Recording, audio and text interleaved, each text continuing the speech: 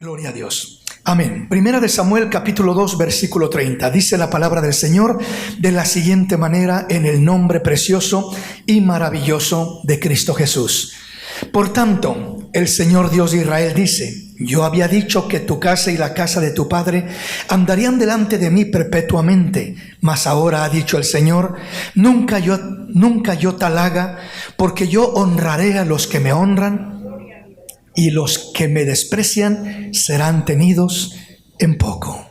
Hoy estaremos hablando de este tema al cual hemos titulado Un sacrificio vivo.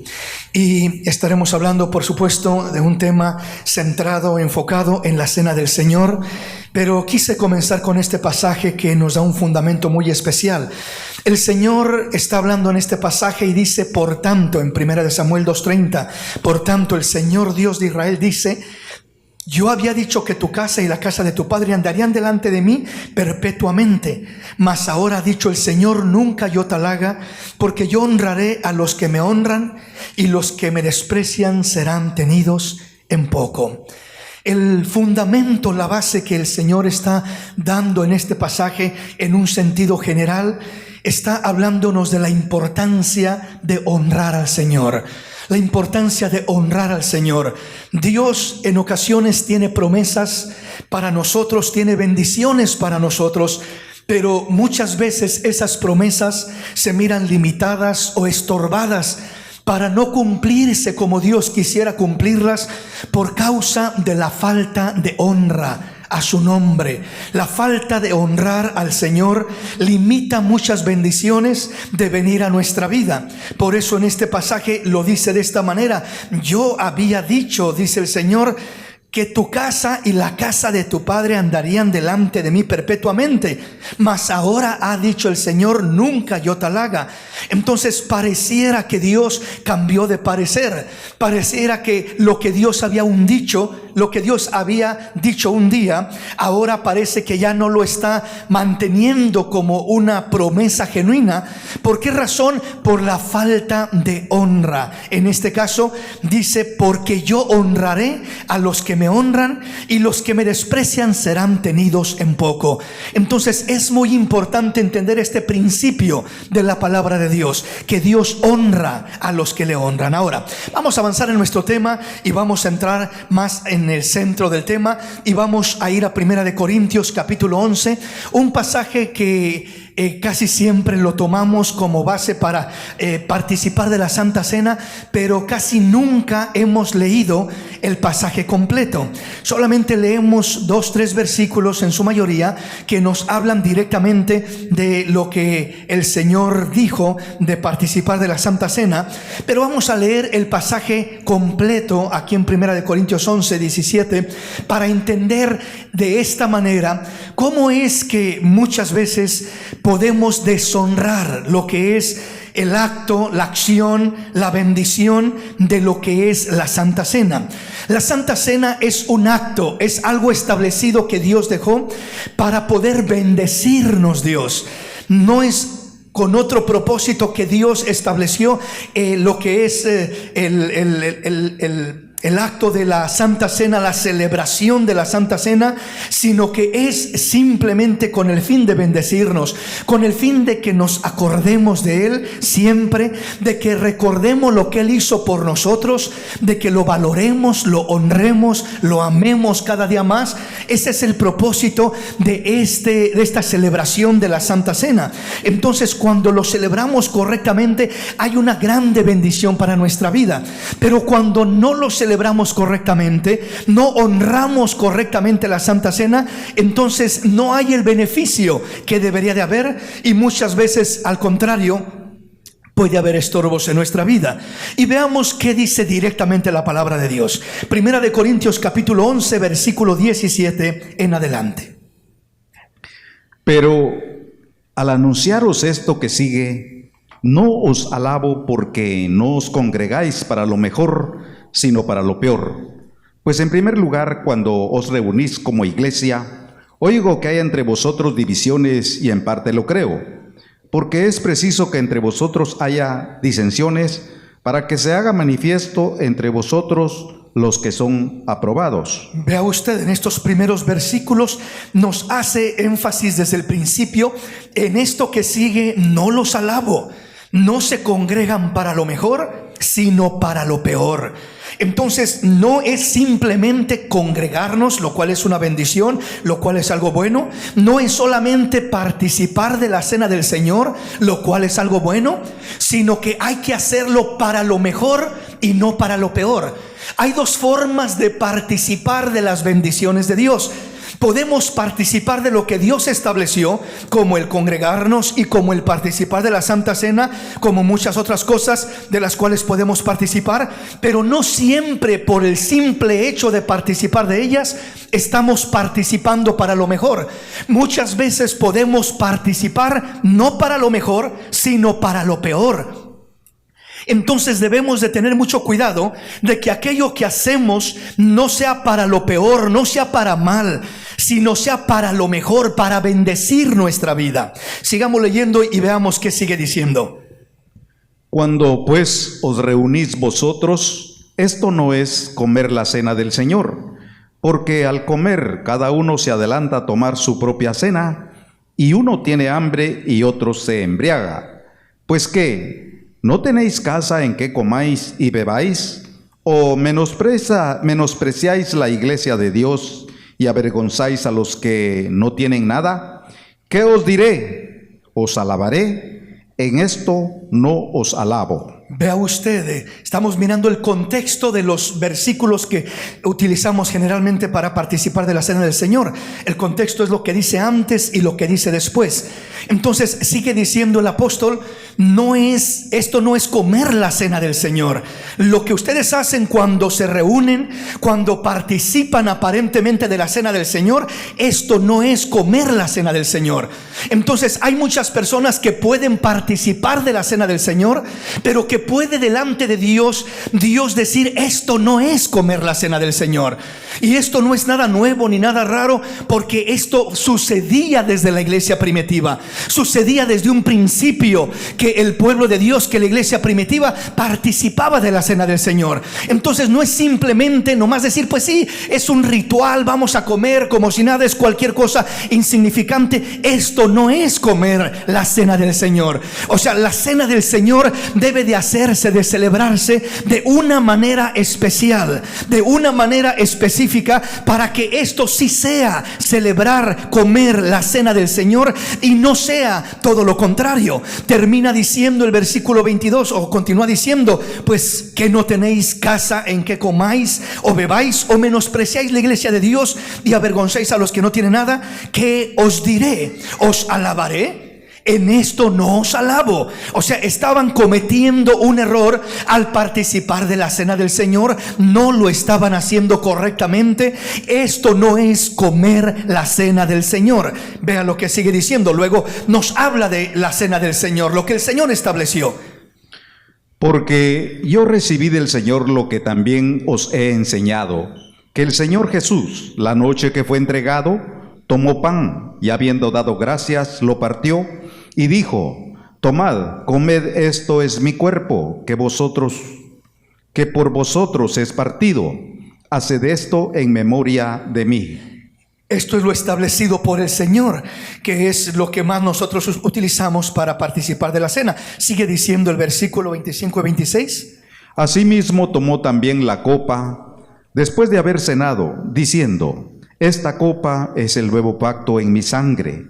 Haced esto todas las veces que la bebiereis, en memoria de mí. Así pues, todas las veces que comiereis este pan y bebiereis esta copa, la muerte del Señor anunciáis hasta que Él venga. Entonces aquí nos habla de lo que es la cena del Señor, como el apóstol Pablo dice: yo les enseño lo que recibí del Señor, lo que el Señor hizo aquella noche que tomó la copa, que tomó el pan y que dijo: este es el nuevo pacto en mi sangre. Entonces los pasajes que utilizamos generalmente para participar de la cena del Señor. Pero ya nos hablaba en el contexto de lo que no es, o la manera incorrecta de participar de la cena del Señor. Sigue hablándonos el versículo 27 en adelante, y veamos lo que sigue diciendo igualmente. De manera que cualquiera que comiere este pan o bebiere esta copa del Señor indignamente, será culpado del cuerpo y de la sangre del Señor. Por tanto, pruébese cada uno a sí mismo, y coma así del pan y beba de la copa, porque el que come y bebe indignamente, sin discernir el cuerpo del Señor, juicio come y bebe para sí. Entonces vuelve a hablarnos de lo que no es correcto, de la manera como no se debe de participar de la cena del Señor, de congregarnos para lo peor al participar de la cena y no para lo mejor.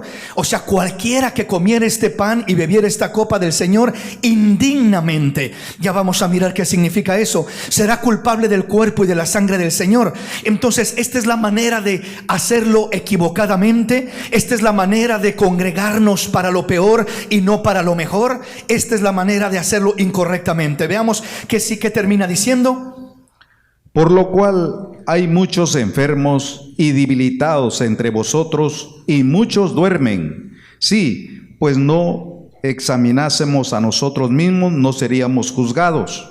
Mas siendo juzgados, somos castigados por el Señor, para que no seamos condenados con el mundo. Entonces aquí nos afirma el Señor, ¿verdad?, lo que Él quiere, por lo cual dice: hay muchos enfermos y debilitados entre vosotros y muchos duermen. O sea, el problema, la consecuencia de participar de una manera incorrecta, por así decirlo, de la cena del Señor. Y luego dice: si pues nos examinaremos a nosotros mismos, no seríamos juzgados, mas siendo juzgados somos castigados por el Señor, para que no seamos condenados con el mundo.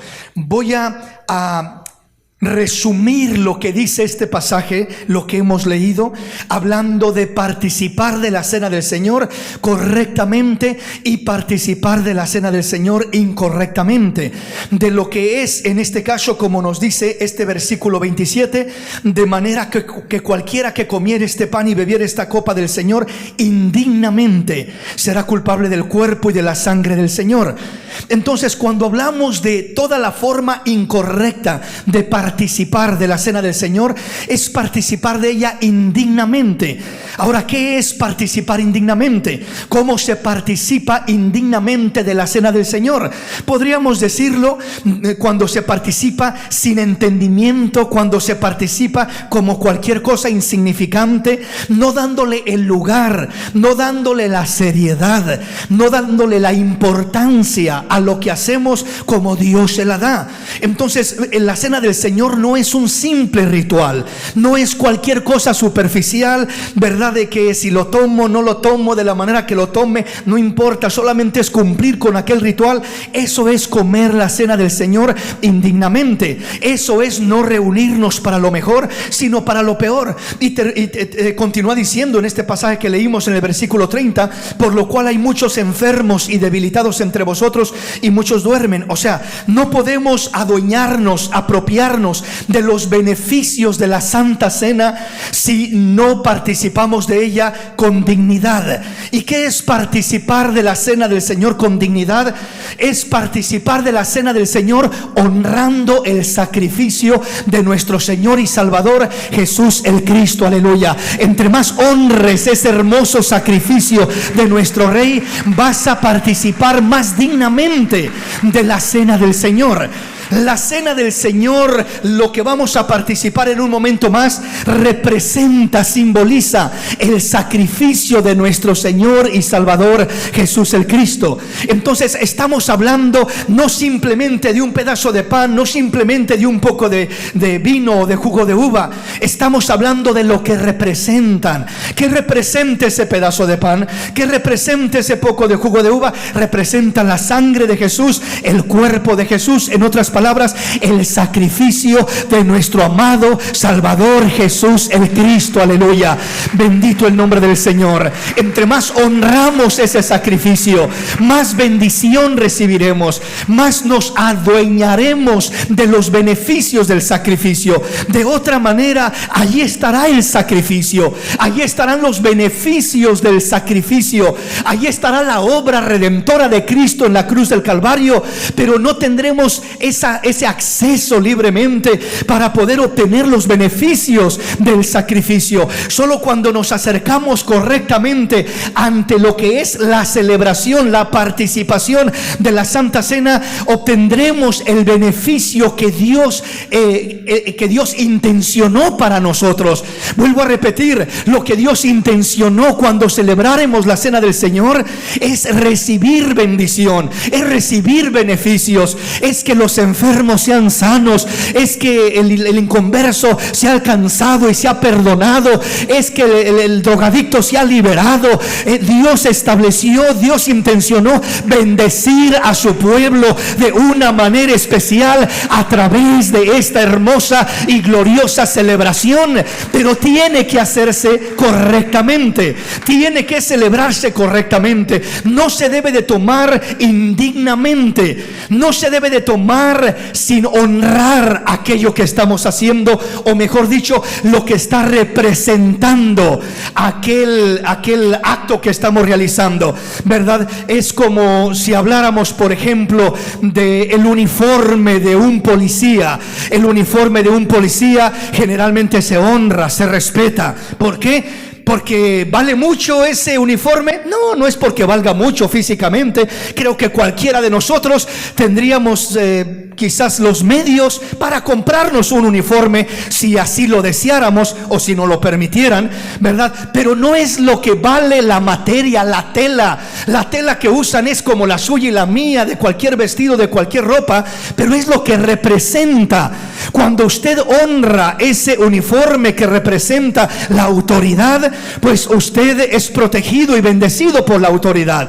Pero ¿qué pasa cuando usted deshonra ese uniforme? O sea, no es lo que vale el uniforme, no es lo alto, lo fuerte o lo digno que es, por así decir, la persona que usa el uniforme, sino que es lo que representa ese uniforme. Ese uniforme representa respeto, representa autoridad. Entonces, cuando honramos esa autoridad, nos bendice, nos protege, nos cubre, somos bendecidos. Pero cuando la deshonramos, nos hacemos enemigos, por así decirlo, de la autoridad, y en vez de cubrirnos y protegernos, nos puede arrestar y podemos terminar con problemas o en la cárcel. Pues así, algo similar es esto que estamos celebrando. No es el valor de un pedazo de galleta de pan, no es el valor de un poco de jugo de uva, es lo que representa, y lo que representa es lo más sagrado, es lo más puro, es lo más alto, lo más sublime, es la sangre de Jesús, es el cuerpo de Jesús. Y Pablo reprende a la iglesia de Corinto, los exhorta y les dice: esto no es comer la cena del Señor. Lo hacen como un juego, lo hacen superficialmente, lo hacen ahí nomás por hacerlo. Esto no es reunirnos para lo mejor, sino para lo peor. Esto no es tomarla con dignidad, sino esto es tomar indignamente el cuerpo del Señor, la cena del Señor, el sacrificio de Cristo Jesús. Entonces el Señor quiere que aprendamos a tomar lo que Él establece, no por lo que es en materia, sino por lo que representa, por lo que simboliza. Y repito, aunque esto sea un pedacito de pan que usted puede comprarse hasta un pan grande y entero, ¿verdad? Y no limitarse a un pedacito o una copita de jugo de uva, se puede comprar todo el galón entero, pero no es la materia, es lo que representa. Aquí invocamos el nombre de Jesús, el sacrificio del Señor, y representa ese sacrificio, nos debe de recordar ese sacrificio, y nosotros somos llamados a honrar el sacrificio para obtener los beneficios y la bendición, porque Dios dijo: yo honro a los que me honran, pero tengo en poco a los que me desprecian. Entonces es importante que nosotros asimilemos cómo honrar al Señor, cómo no tomar indignamente la cena del Señor, cómo reunirnos para lo mejor y no para lo peor. Entonces veamos una reflexión, el versículo 33 y 34, y avanzamos. Así que, hermanos míos, cuando os reunís a comer, esperaos unos a otros. Si alguno tuviere hambre, coma en su casa, para que no os reunáis para juicio. Las demás cosas las pondré en orden cuando yo fuere. Le voy a resumir lo que nos dice este pasaje de esta manera. Y donde comenzamos: yo honro a los que me honran. Honra mi sacrificio, dice el Señor. No lo tomes indignamente, no lo tomes como cualquier cosa. Veamos esto: de la manera como yo honro el sacrificio de Cristo, determina el poder que obtendré de Él, el beneficio que obtendré de Él. El sacrificio de Cristo, cuando yo lo miro y lo tomo como algo simplemente superficial, cuando lo miro como algo histórico, sí, es algo que sucedió posiblemente ya hace cerca de 2000 años, sí, quien no conoce esa historia, y lo único que es el sacrificio de Cristo es una historia, es un pasaje que leyó en la Biblia, es algo que ha leído, pero no honra ese sacrificio. Conoce del sacrificio, ha oído del sacrificio, pero no honra el sacrificio. Muchas veces no obtiene el beneficio, no puede extraer el poder de ese sacrificio, porque quiero decirle, en el sacrificio de Cristo hay poder de Dios, hay poder de Dios, aleluya, para poder uno ser bendecido, sanado, edificado, fortalecido en el sacrificio de Cristo. Y podrá decir alguien: ¿y qué tiene que ver el sacrificio de Cristo con la cena del Señor? Pues todo, porque esto es lo que representa el sacrificio. Esto es lo que nos habla del sacrificio de Cristo. Entonces es de la manera que debemos de honrar el sacrificio. De la manera que yo honro el sacrificio de Cristo es cuando ese sacrificio cobra vida en mi ser. Es cuando ese sacrificio le extraigo el poder, la gracia, la salvación, el poder de sanidad, el poder de perdonar pecados, de libertar, de restaurar, el poder de tener paz en el corazón. Obtengo los beneficios, obtengo el poder que hay en el sacrificio cuando aprendo a honrar ese glorioso sacrificio. La razón por la que muchas veces no obtenemos el poder que hay en el sacrificio, la razón principal que el Señor me hablaba y me mostraba y me decía: hijo, ¿sabes por qué muchas veces se habla del sacrificio, se predica del sacrificio, se menciona, se conoce, ya hasta se lo sabe de memoria mucho pueblo, pero no se obtiene el beneficio de ese sacrificio porque no se está honrando mi sacrificio de la manera que yo quiero que se honre? Pero si mi pueblo comienza a honrar mi sacrificio, habrá poder de Dios para levantar muertos, habrá poder de Dios para sanar enfermos, habrá poder de Dios para restaurar, para libertar, para bendecir, para hacer maravillas de parte de Dios, entre más honramos el sacrificio del Señor. Entonces, cuando nosotros venimos a participar de esta cena, el participar de esta cena es como mirar, vamos a ponerlo de esta manera simbólicamente, espero que me entienda. Es como cuando usted, ¿verdad?, quiere recordar a un ser querido muy amado, a lo mejor un hijo que está en México, Centroamérica, a lo mejor su esposo, su esposa que no está con usted y por alguna razón está en otro país o en otro estado, ¿verdad? Pero generalmente es más con los hijos. El hijo ya se casó o el hijo se fue ya de la casa a hacer su propia vida, se movió de estado, y de repente mamá y papá tienen por ahí una foto de él, ¿verdad? Y miran la foto y toman la foto y esa foto, ¿qué hace? Remueve todo su corazón. Mi hijo, dice, ahí está, qué guapo, qué lindo, qué hermoso, y comienza a recordarlo. Y si es cristiano uno, pues obviamente Dios bendícelo donde quiera que esté, Dios guárdalo allá donde lo tengas, Dios protégelo de todo mal, y comienza uno a orar, a bendecir a aquel hijo, ¿verdad? Y cuando mira esa foto le recuerda a su hijo. ¿Por qué? Porque es la foto de su hijo. Usted mira a su hijo en esa foto, aunque obviamente es simplemente una foto. Sí, representa a su hijo, pero no es su hijo. Sí, quiero que quede claro eso, ¿verdad? Porque no es como que a la foto se agarra besándola y se agarra idolatrándola como si fuera su hijo literalmente. Pues no, ¿verdad? Simplemente es un recuerdo que tengo. Me recuerda a mi hijo. Pues así como la foto de su hijo le recuerda a su hijo y le hace hacerlo sentir cerca de usted.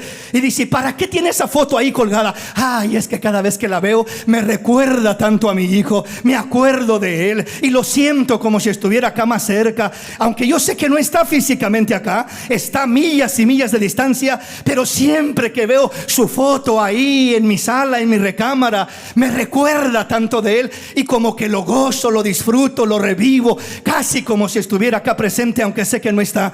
Pues algo así es lo que Dios estableció a través de este acto que vamos a hacer hoy. Esta es una foto de el sacrificio del Señor Jesús. Es una fotografía que nos habla y nos dice: preciosa sangre derramada por mis pecados en una cruz, aleluya. Precioso cuerpo partido por mí, por mi maldad, aleluya. Gracias, Señor, porque no tenías por qué haber hecho eso. Tu cuerpo no tenía por qué haber sido partido, molido. Tu sangre no tenía por qué haber sido derramada por un vil pecador como yo, Señor. Pero esta es una foto del sacrificio del Señor, y me ayuda a recordarlo, a valorarlo, a amarlo con más dedicación, con más interés, porque Él hizo algo grandioso y glorioso por mí, por mi alma, por mi cuerpo, aleluya.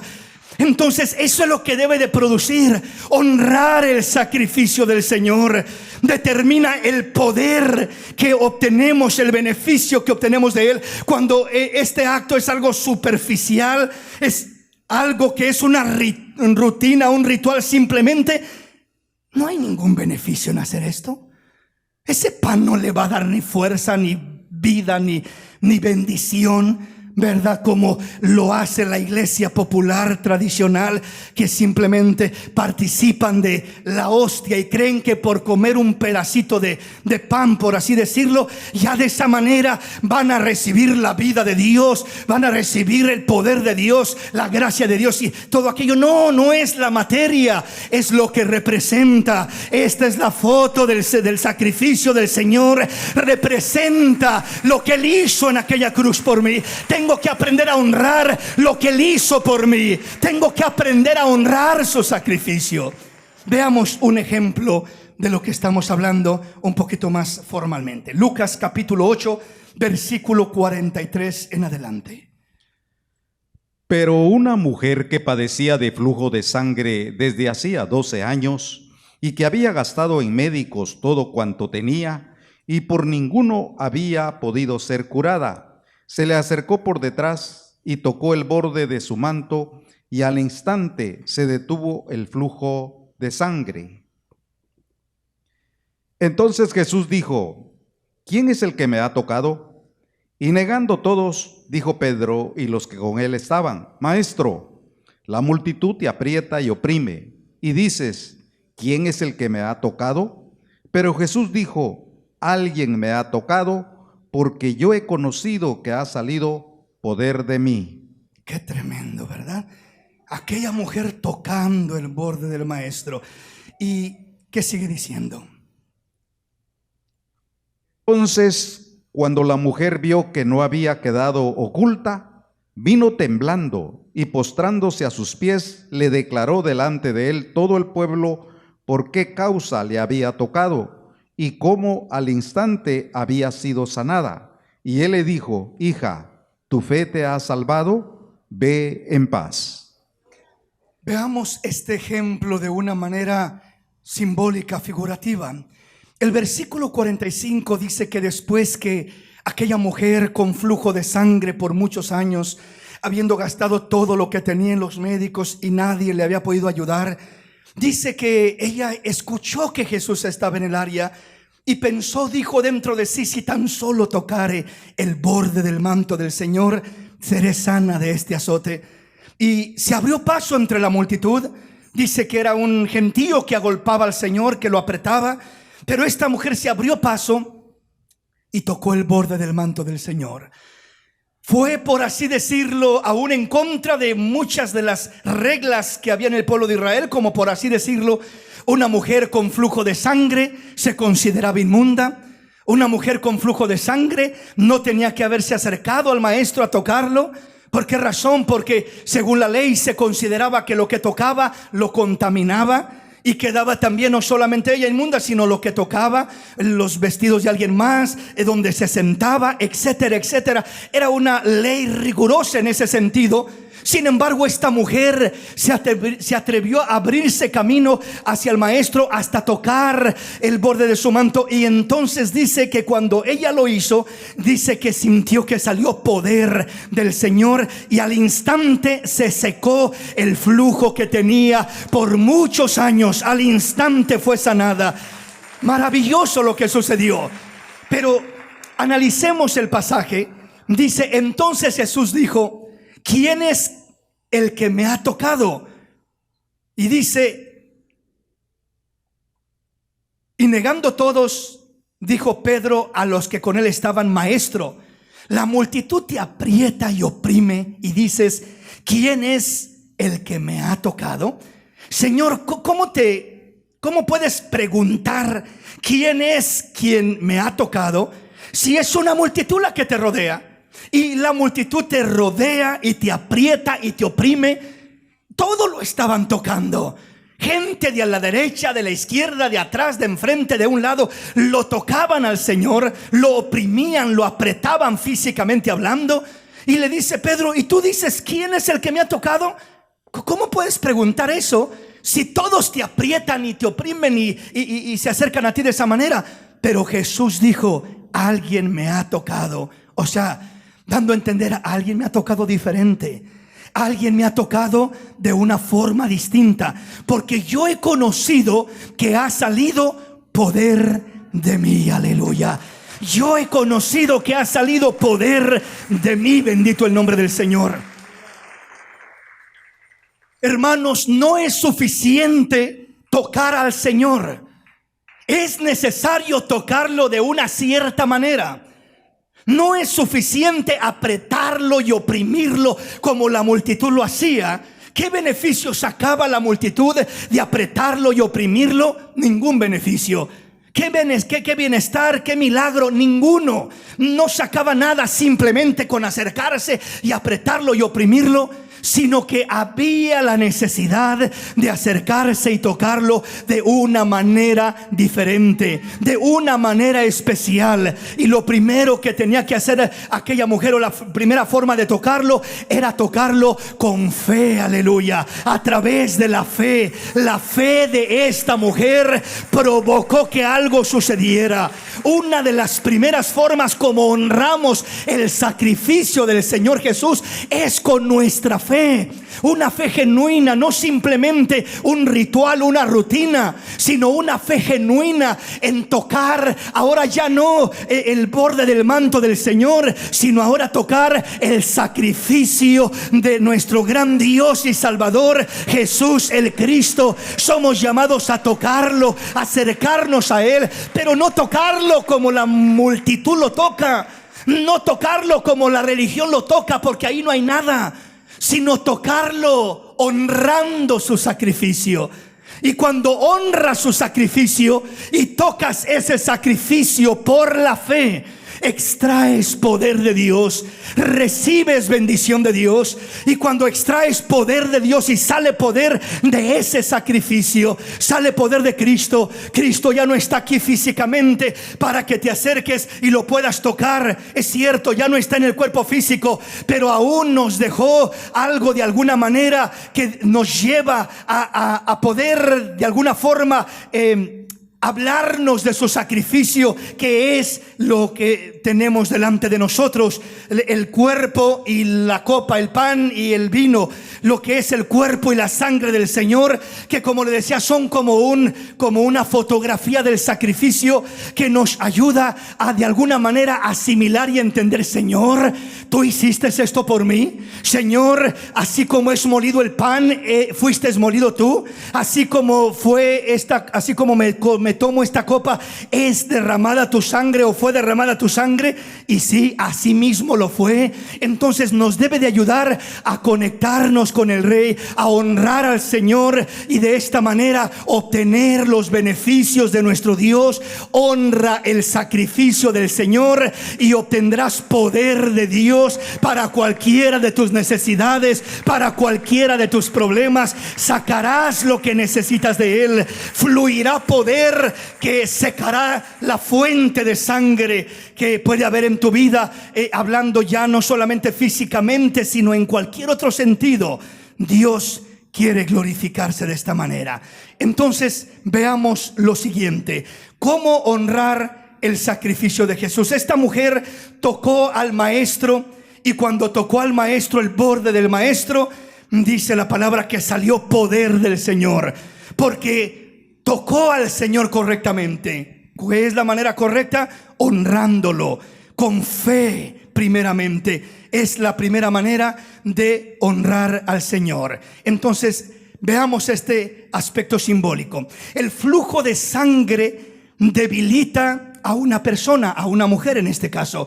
El flujo de sangre, esta mujer, solo puedo imaginármela, los problemas de salud que tendría, padeciendo de anemia, arriesgándose a tener posiblemente leucemia, por tener esa pérdida de sangre continuamente. Me imagino a una mujer demacrada, a una mujer débil, a una mujer sin fuerza, sin energía para hacer sus quehaceres, sus deberes, sus compromisos.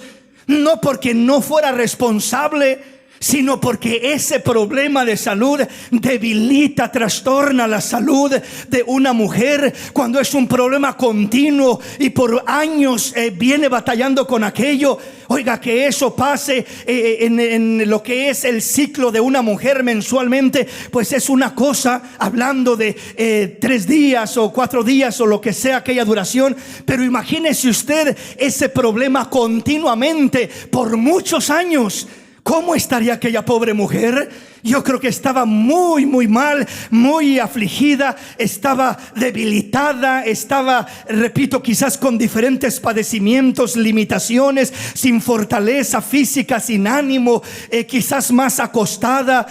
¿Por qué? Porque no tenía la fuerza, el ánimo, por todo aquel problema. Su sangre se estaba drenando literalmente y estaba secándose en vida posiblemente. Pues quiero decirle, lo mismo sucede delante de Dios, es decir, nuestra vida espiritual. La falta de honra debilita nuestro espíritu, de la manera que la falta de sangre debilita el cuerpo de una mujer con ese problema. La falta de honra es un flujo de sangre espiritual.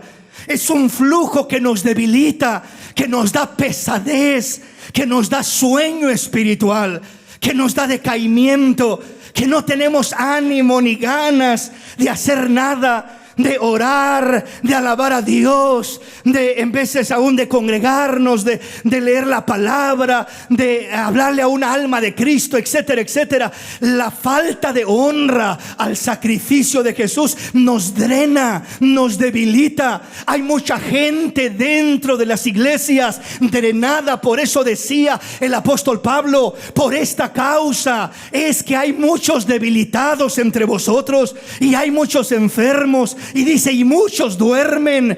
Es la consecuencia de no honrar correctamente el sacrificio del Señor. Nos drena. El que no honra correctamente el sacrificio del Señor va a terminar perdiendo fuerza, perdiendo ánimo, perdiendo esa vitalidad espiritual, esa fortaleza. Entonces terminaremos decaídos, desanimados. Pero aquel que honra el sacrificio del Señor, habrá poder de Dios saliendo de él para sanar ese problema, para sanar esa deficiencia, para sanar esa debilidad, ese desánimo, ese estorbo, esos bloqueos que nos limitan, esas opresiones que en ocasiones caen sobre la vida de la persona.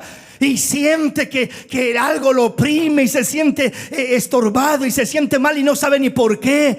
Entonces Dios quiere liberarnos, sanarnos, restaurarnos, como lo hizo con esa mujer. Hay muchos debilitados, dice el apóstol, por no honrar el sacrificio, por no participar correctamente de la cena. Hay otros enfermos y hay otros que duermen. Entonces miramos que precisamente hay ese decaimiento espiritual, es lo que está diciendo el apóstol. Y acá nos está dando el ejemplo de lo que sucedía con aquella mujer. Pero cuando esta mujer determinó no ser uno más de la multitud, no ser uno más del montón que apretaban y oprimían al Señor, sino que esta mujer dijo: yo voy a honrar a Cristo, yo voy a honrar el poder que hay en Él y lo voy a tocar, y yo sé que seré sana de este azote. Se acercó con fe, con fe.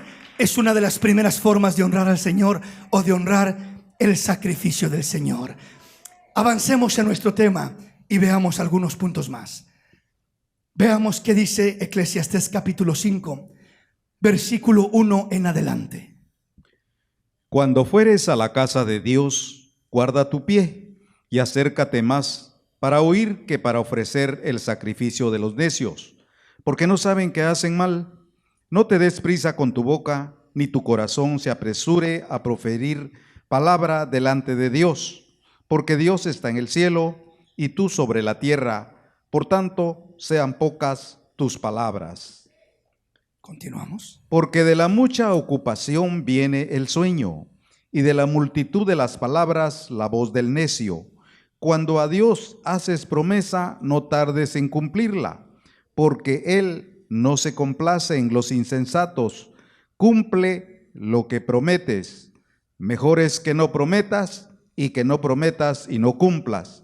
No dejes que tu boca te haga pecar, ni digas delante del ángel que fue ignorancia. ¿Por qué harás que Dios se enoje a causa de tu voz y que destruya la obra de tus manos? Veamos de lo que nos habla este pasaje. Nos habla de un sacrificio de necios, y nos habla de lo que sucede. Dice: cuando fueres a la casa de Dios, guarda tu pie y acércate más para oír que para ofrecer el sacrificio de los necios, porque no saben que hacen mal. El sacrificio de los necios. ¿Cuál es ese sacrificio de necios? Lo que hacían los corintios era un sacrificio de necios. Participaban de un acto sublime y hermoso, pero participaban de ello sin honrarlo, sin darle la importancia que Dios intencionó cuando lo estableció. Y se convierte en un sacrificio de necios. Se convierte en algo que no trae bendición o beneficio a nuestra vida, cuando el deseo y el propósito de Dios fue establecer aquello con el fin de traer beneficio y bendición a nuestra vida. El versículo 2 dice: no te des prisa con tu boca, ni tu corazón se apresure a proferir palabra delante de Dios. Habla de la boca y del corazón. Mantenga eso en mente, porque vamos a estar mirando esos aspectos en cómo honrar el sacrificio del Señor. Tiene que ver con la boca y tiene que ver con el corazón. Acá dice: no te des prisa con tu boca, ni tu corazón se apresure a proferir palabra delante de Dios, porque Dios está en el cielo y tú sobre la tierra, por tanto sean pocas tus palabras. Luego dice el versículo 3: porque de la mucha ocupación viene el sueño, y de la multitud de las palabras la voz del necio. Versículo 4: cuando a Dios haces promesa, no tardes en cumplirla, porque Él no se complace en los insensatos. Cumple lo que prometes. Es un punto súper importante. Luego dice el versículo 5: mejor es que no prometas, y no que prometas y no cumplas. ¿Cuál es el problema que tendremos si tomamos ligeramente esto? Pues dice: no dejes que tu boca te haga pecar, ni digas delante del ángel que fue ignorancia, porque harás que Dios se enoje a causa de tu voz. ¿Por qué harás que Dios se enoje a causa de tu voz y que destruya la obra de tus manos? O sea, que Dios se enoje a causa de lo que estás diciendo y que destruya la obra de tus manos. ¿Qué significa esto? Nuestras palabras sin compromiso, nuestras palabras sin cumplimiento, son una falta de honrar a Dios, una falta delante de Dios, de no honrarlo de la manera correcta. Entonces, cuando este siervo Salomón está hablando de nuestras palabras, de nuestras promesas, dice: no prometas y no cumplas, cumple lo que prometes. Le dices a Dios una cosa, busca ser fiel en lo que le prometes a Dios. Busca cumplir lo que le dices a Dios. No simplemente prometas y no cumplas. Entonces nos está hablando de nuestras palabras sin compromiso, nuestras palabras sin cumplimiento. Son una falta de honra delante de Dios. Son una falta de honra. O sea, no estamos honrando a Dios cuando estamos hablando ligeramente, nos comprometemos y no cumplimos. Entonces, nuestras palabras, ¿significa que es malo hablar? No, no es malo hablar. O sea, el uno hablar delante de Dios está muy bien, pero dice la palabra: no simplemente hables y te comprometas y no cumplas tu compromiso, porque esa es una de las primeras formas como deshonramos a Dios, como deshonramos el sacrificio de Dios. Dice el escritor: mejor es que no prometas y cumplas, y no que prometas y no cumplas. Entonces sí debemos de tener cuidado con nuestras palabras, porque nuestras palabras o honran o deshonran a Dios. Y repito, una de las primeras formas que van a honrar a Dios o deshonrar a Dios es si tienen compromiso y si tienen cumplimiento. Si hay compromiso en tus palabras, entonces honrarás a Dios con ellas. Si hay cumplimiento en tus palabras, honrarás a Dios con ellas. Pero si no hay ni compromiso ni cumplimiento y solo hablas ligeramente y hablas y hablas y hablas y hablas, y en todo lo que hablas no te das cuenta que no hay ni compromiso ni cumplimiento, te arriesgas a que Dios destruya la obra de tus manos. O sea, que no haya prosperidad en lo que haces, y que digas: pues ¿para qué orar si no sirve de nada? Si le pido a Dios, si digo esto, si aquí, si allá, y nada sucede, y nada sucede. Muchas veces nada sucede porque falta honrar el nombre del Señor, falta honrar el sacrificio del Señor, falta honrar el compromiso que tenemos con Dios, falta darle cumplimiento a lo mucho que hablamos delante de Dios. Entonces, si solamente, repito, hablamos y hablamos y hablamos y hablamos y decimos por aquí y por allá de una forma y de otra, y no hay ni un compromiso ni un cumplimiento, vamos a mirar que todo es hueco y vano. Vamos a mirar que no pareciera que Dios es un Dios real. Yo le pedí, ni siquiera pasa nada. Pues yo oré y ni pasa nada, y yo esto y yo lo otro, y yo aquí, yo allá, y yo tomé la Santa Cena y no sucedió nada. Simplemente un pedacillo de pan y un poquillo de jugo de uva. O sea, si yo no honro mis palabras delante de Dios, si no hay un compromiso en mi caminar delante de Dios, si no hay un cumplimiento en aquello con lo que me comprometo delante de Dios, estoy deshonrando a Dios. Y en vez de que salga poder de Él cuando me acerco a tocarlo, simplemente seré uno más del montón que lo aprieta y lo oprime. Simplemente será uno más que está ahí acercándose y apretándole, oprimiéndole. ¿Qué pasa? Nada pasa. Nada pasa. ¿Qué acá ando? A ver qué pasa, a ver qué hace Jesús. A ver, allá andaban, vamos a decirlo, de curiosos, simplemente de espectadores. Pero no había ni un compromiso ni un cumplimiento de la bendición de Dios hacia ellos, solamente hacia aquella mujer, porque esta mujer tomó en serio lo que era el Señor, quién era el Señor, lo que había en el Señor. Y una de las formas de tomar en serio al Señor es buscando honrarlo con nuestras palabras, a través de nuestro compromiso y el cumplimiento de aquellas palabras. Entre más compromiso tienes con Dios, más honrarás a tu Dios. Entre más cumplimiento de aquello que conoces, de aquello que sabes, de aquello que has oído y entendido que le agrada a Dios, más honrarás al Señor. Pero ¿qué pasa cuando oigo y entiendo? Oh, esto es correcto, esto es incorrecto, Dios dice esto y Dios dice esto otro, pero salgo de aquí y lo ignoro y vivo mi vida como si nunca hubiera oído nada de aquello.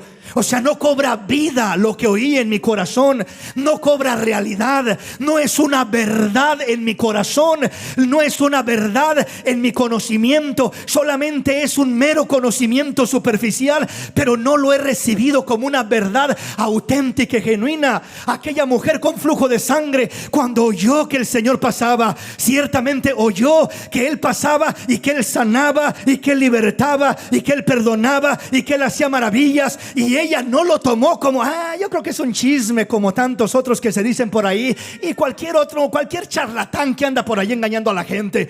Ella no pensó de esa manera. Si haya pensado de esa manera, se acerca, toca al Señor y no pasa nada. Yo lo toqué y lo vuelvo a tocar y nada pasa. ¿Por qué razón? Porque hubiera tenido ese concepto de que este es un charlatán, esto es simplemente ahí, vamos a ver qué bulla hacen, etcétera. Pero ella no lo tomó de esa manera. Ella le dio seriedad, le dio importancia. Dijo: hay algo en él, creo que hay algo en él. Honró al Señor con su fe, honró al Señor con su acción de tocar el borde de su manto, y salió poder de él. Salió poder de él. Entonces Dios quiere que ese poder que salió de Cristo siga saliendo, siga fluyendo en nuestra vida como bendición y beneficio para nosotros. Veamos qué dice Hebreos capítulo 13. Hebreos capítulo 13. Y aquí me detengo porque el tiempo ya nos ganó. Hebreos capítulo 13, oiga lo que dice la palabra. Así que ofrezcamos siempre a Dios por medio de Él sacrificio de alabanza, es decir, fruto de labios que confiesan su nombre. Qué hermoso. Nos habla de acercarnos de la manera correcta delante de Dios. No para ofrecer sacrificio de necios, como nos decía Eclesiastés, sino para ofrecer un sacrificio de alabanza, un sacrificio maravilloso delante de Dios. Entendemos que el sacrificio sublime y supremo ya lo hizo el Señor en la cruz del Calvario, pero ahora nuestros sacrificios son diferentes. Así que ofrezcamos siempre a Dios por medio de Él, por medio de Cristo, sacrificio de alabanza, es decir, fruto de labios que confiesen su nombre. Anteriormente yo solamente había entendido cierto aspecto de este pasaje, pero anoche el Señor me enseñaba algo diferente que yo no había podido mirar en este pasaje. Y yo lo miraba anteriormente como que el ofrecer sacrificios de alabanza a Dios era de alguna forma ofrecer cantos, alabanzas a Dios, ¿verdad? Y simplemente de esa manera estaba ofreciendo sacrificios de alabanza, es decir, fruto de labios que confiesen su nombre. Pero entendía algo más. El Señor me hablaba a mi corazón y me mostraba algo más. ¿Qué es el sacrificio de alabanza? El sacrificio de alabanza es más que cantar una canción, es más que cantar una alabanza, es más que aprenderse uno algún tipo de canción. Es ofrecer actos, acciones de sacrificio que glorifiquen a Dios donde quiera que estemos. Nuestras acciones, nuestros actos, nuestra forma de vivir es lo primero que debe de glorificar a Dios. Sacrificio de alabanza. O sea, haz algo que de alguna manera traiga gloria y alabanza a Dios a través de lo que haces. No simplemente cantar una canción, no simplemente aprenderse en un canto y decir: estoy cantando y ya estoy ofreciendo sacrificios de alabanza, sino que el Señor me mostraba que de alguna manera una de las formas más auténticas de ofrecer sacrificios de alabanza es ofreciendo aquellas acciones que glorifican a Dios y dan alabanza a Dios a través de lo que hacemos, honrando el nombre del Señor. Cuando tú honras el nombre del Señor, cuando tú honras el sacrificio del Señor, provocas que haya alabanza hacia Dios. Hermano, gloria a Dios por eso que usted hizo, porque me habló una palabra de bendición. Gloria a Dios, ¿verdad? Porque se dejó usar de esta forma, de esta otra forma, para ser de bendición en esta necesidad, o para esta hermanita o este hermanito, etcétera. Nuestras acciones que glorifiquen a Dios, nuestras acciones que en ocasiones tengan que traer algo más que simplemente una letra de un canto, sino que sean acciones que cuando la gente vea, como dijo el Señor, nuestras buenas obras, glorifiquen a nuestro Padre que está en los cielos. Provoquemos que haya alguien que glorifique a Dios por nuestra vida, por nuestras acciones, por nuestro caminar, por nuestro vivir. Ese es un sacrificio de alabanza que exalta y glorifica el nombre del Señor. Pero ¿qué pasa si mis acciones, en vez de provocar que glorifique, que los que me rodean glorifiquen a Dios, y si en vez de que provocar eso, provoca que la gente se aleje de Dios, se estorbe y diga: no, mira ese, mira cómo es, mira cómo actúa, mira su comportamiento, mira su maltrato, sus ofensas, sus gritos, sus envidias, su coraje, su odio, mira todo eso que se ve en él. ¿Usted cree que eso glorificará a Dios? No, de ninguna manera. ¿Usted cree que eso será un sacrificio de alabanza, aunque usted enseguida, ¿verdad?, venga y entone y ofrezca un canto a Dios? No, sino que la primera forma de ofrecer sacrificios de alabanza es a través de nuestras acciones, actos de sacrificio que glorifiquen a Dios, actos que glorifiquen y exalten el nombre del Señor. ¿Qué tipo de actos de sacrificio pueden glorificar el nombre del Señor? El sacrificio de alabanza es algo más, es algo que nos cuesta hacer, como por ejemplo la obediencia. Nos cuesta la obediencia a todos. A lo mejor en una área no tanto, pero en otras áreas nos cuesta mucho. La fidelidad, la abnegación, la humillación delante de Dios, el perdón, o sea, perdonar a los que nos ofenden. Estos actos son sacrificios de alabanza, sacrificios que traen alabanza, que traen gloria al nombre del Señor. No son simplemente canciones que entonamos, sino que son actos, hechos, acciones que glorifican a Dios a través de nuestras obras, de nuestras acciones. Cuando usted obedece a Dios y honra a Dios con su obediencia, este es un sacrificio que trae alabanza a Dios. Cuando usted es fiel a Dios, ese es un sacrificio que glorifica a Dios. Cuando usted es una persona abnegada y dice: pues voy a negarme a mí mismo con el fin de honrar a Dios, de glorificar a Dios. Señor, si es posible que pase de mí esta copa, que pase, pero no se haga mi voluntad sino la tuya. Pues hijo, quiero que pases por el Calvario. Señor, solo fortaléceme, solo ayúdame y yo pasaré por donde tú quieres que pase, porque no cruzaré solo ese Jordán, aunque ande en valle de sombra de muerte. Tú estarás conmigo, tu vara y tu cayado me infundirán aliento, tú me sustentarás.